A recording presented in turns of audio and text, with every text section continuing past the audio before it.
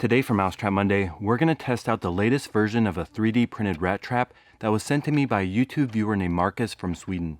Now if you've followed my channel for a while now, you know this is not the first 3D printed trap that Marcus has sent me. This is actually number 6.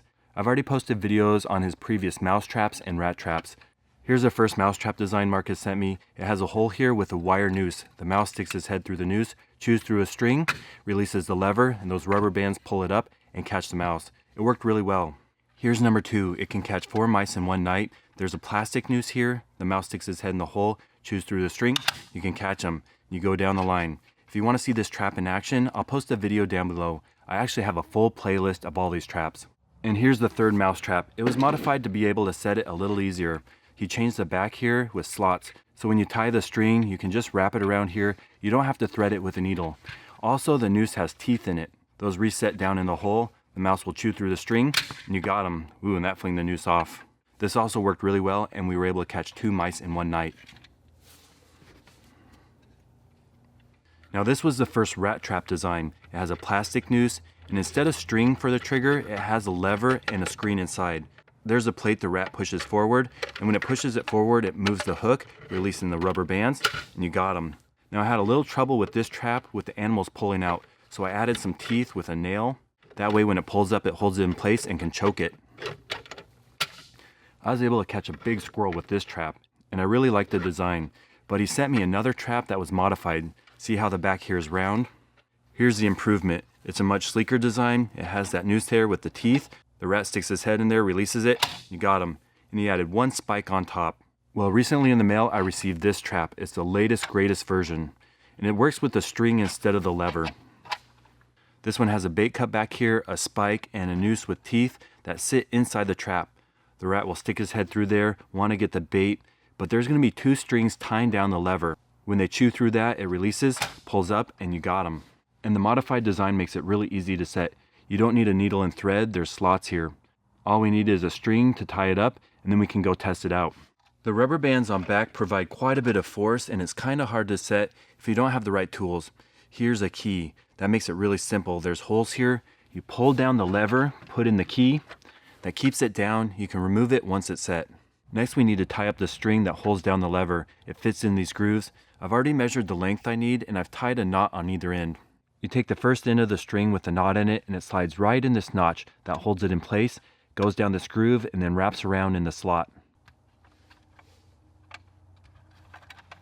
Up over the lever and back through the other side.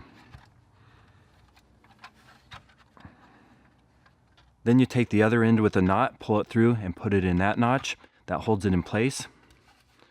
You can take out the key, which it fell out on its own. To get the bait in the bait cup, the mouse or rat's going to have to chew through the string and release the lever. They're going to come along, sit in there, start chewing, yum, yum, yum. And when they cut that string, you got them. You can see that spike's right there. Now this should work both on mice and rats. The mice are really easy to catch. The rats are really cautious. So we'll see if we can get both. Let's go set these up in the barn with motion cameras and see if we can get some rodents with Marcus's latest version of his 3D printed rat trap from Sweden.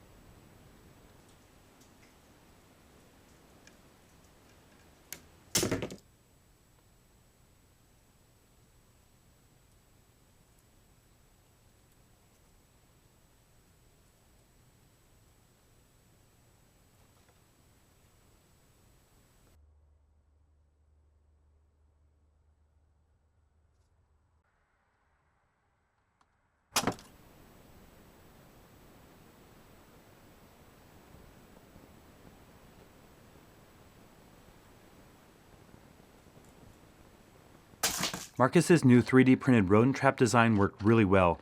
We caught mouse after mouse after mouse, then we finally caught a rat. The hardest part about catching a rat was the mice would get to it first.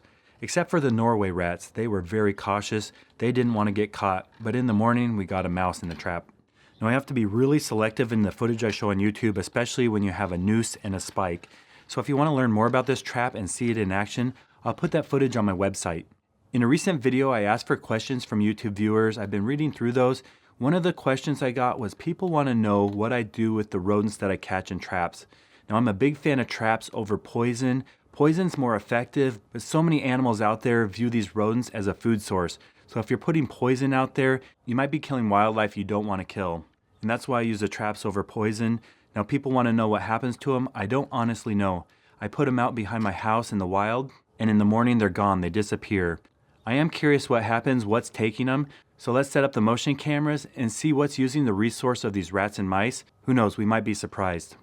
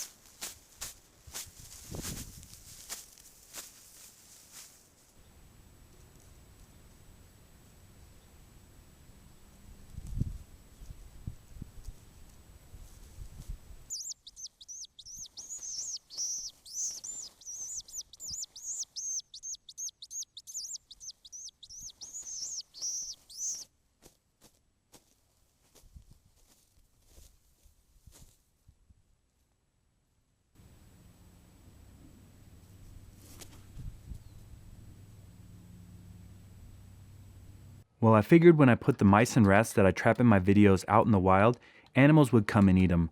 I didn't know which animals. So far in the past, I've had owls, opossums, skunks, and in this case, 2 raccoons came along with their little hands. They served themselves at the buffet. One was a skinny raccoon, and one looked much more fat. At least they shared. That fat one came back. He looked like he wanted another mouse. Now, the real surprise for me was the hawk. When I put that mouse and rat out in the field, I didn't know a hawk would come and get it. I thought they hunted for their prey and only like to eat fresh live meat. It's interesting how they spread their wings when they eat. They use their talons to hold down the rat, and then they pull it apart with their beak. So basically, I don't use poison because wild animals will eat those rodents. And poison's definitely not a good thing for hawks, owls, raccoons, and the other animals that might eat the mice and rats. So I definitely prefer traps like this one. If you want to buy one of Marcus's 3D printed rodent traps, I'll put his website down below. Hopefully you like the bonus footage of seeing what ate the mice and rats. I'll try to do it in more videos as long as YouTube doesn't start censoring and age restricting the videos. If you haven't subscribed to my channel, please consider clicking the button right there. I'm posting between 4 and 5 rodent trap videos a week, so if you want to see how to catch mice and rats, squirrels, chipmunks, moles, voles, and gophers, stay tuned.